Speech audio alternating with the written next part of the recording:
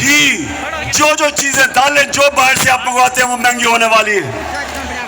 तो हमें तो अगर हम सियासत का सोच रहे हैं तो हम तो चाहिए चले, लेकिन हम पाकिस्तान का सोच रहे हैं और हमें पता है कि जितनी देर ये चलेंगे ये मुल्क को उधर धकेल देंगे जिधर यहां वो श्रीलंका वाला हाल होगा। आज श्रीलंका में देखें क्या हाल है, उधर लेके जा रहे हैं। इसलिए आज मैं यहां मुल्तान से डिमांड करता हूं कि जल्दी से जल्दी इलेक्शन की डेट दो और असेंबलियों को डिसॉल्व करो।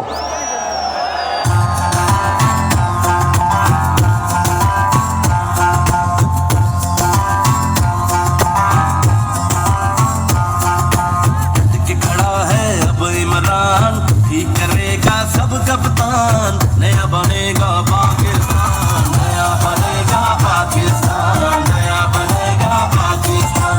डट के खड़ा है अब इमरान, नया बनेगा पाकिस्तान। डट के खड़ा है अब इमरान, ठीक करेगा सब कप्तान, नया बनेगा पाकिस्तान, नया बनेगा पाकिस्तान, नया बनेगा पाकिस्तान। डट के खड़ा है अब इमरान। अच्छा मुल्तान,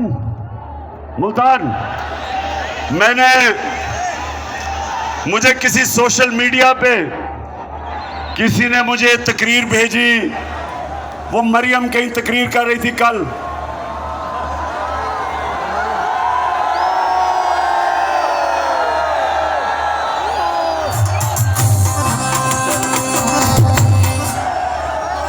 अब उस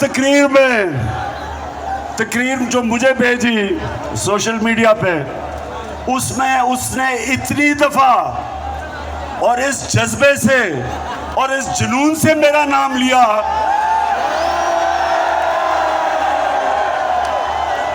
कि मैं उसको ये कहना चाहता हूं, मरियम देखो, थोड़ा ध्यान करो, तुम्हारा खामदी नाराज ना हो जाए जिस तरह तुम बार बार मेरा नाम लेती हो।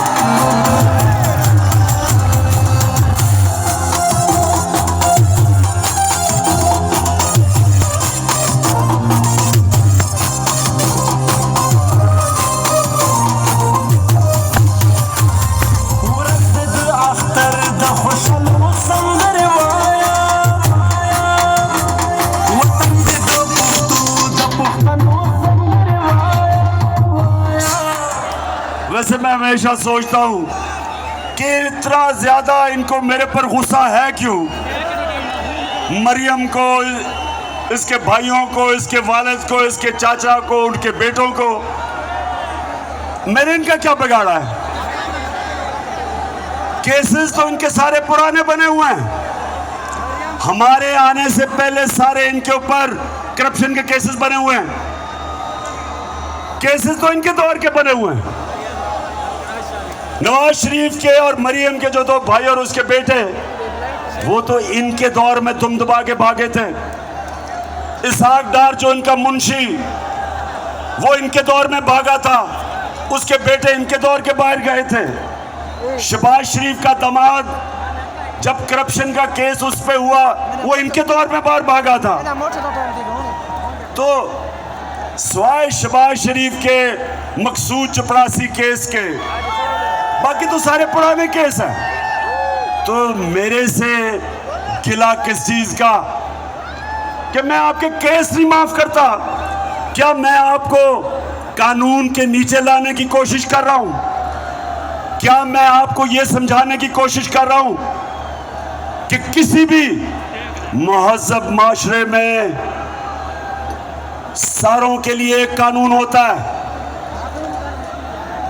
मुल्तान के लोगों, मैं बार बार एक हदीस सुनाता हूं आपको, ये सब, और नौजवानों ये सब अपने ज़हन में डाल लो कि हमारे नबी सल्लल्लाहु अलैहि वसल्लम ने कहा था कि जो कौम छोटे चोरों को जेलों में डालती है और बड़े डाकुओं को नहीं पकड़ती, वो तबाह हो जाती है। दुनिया में जो कौम गरीब है, जो भी गरीब कौमें हैं दुनिया में, जिधर गुर्बत है, वहां सारों में एक चीज है, सिर्फ वहां छोटे चोर जेलों में जाते हैं, बड़े डाकुओं को उनका इंसाफ का निजाम नहीं पकड़ सकता।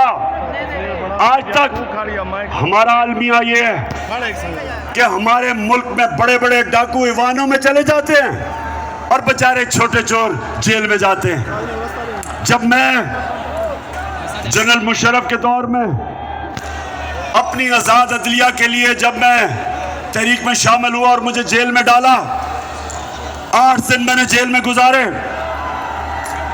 यकीन करो मेरे मुल्तान के शहरियों, वहां कोई मुझे ताकतवर डाकू नहीं नजर आया, सिर्फ बेचारे छोटे छोटे चोर नजर आए।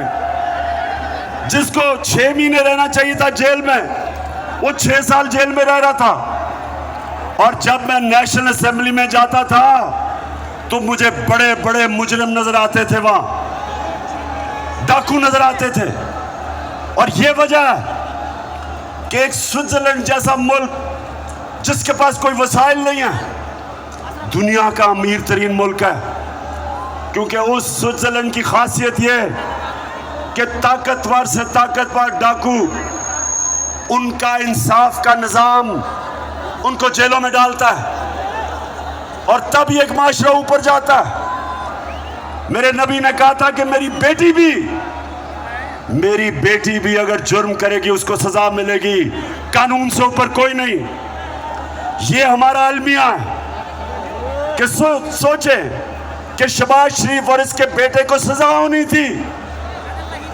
24 अरब रुपए के FIA के केसेस, 16 अरब रुपए नौकरों के नाम पे, 16 अरब रुपया,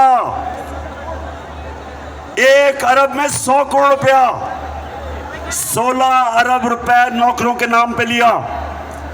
एक मकसूद चपड़ासी जिसकी 15,000 रुपया तनख्वाह, 4.25 अरब रुपया उसके अकाउंट में आता है और वो पकड़ा जाना था, उसको सजा होनी थी।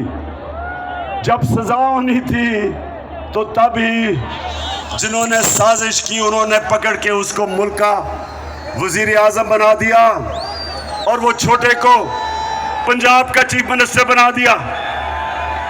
अब मुझे ये बता, मुल्तान के लोगों, मुझे ये बताओ कि क्या अल्लाह की बरकत उस मुल्क पे आ सकती है?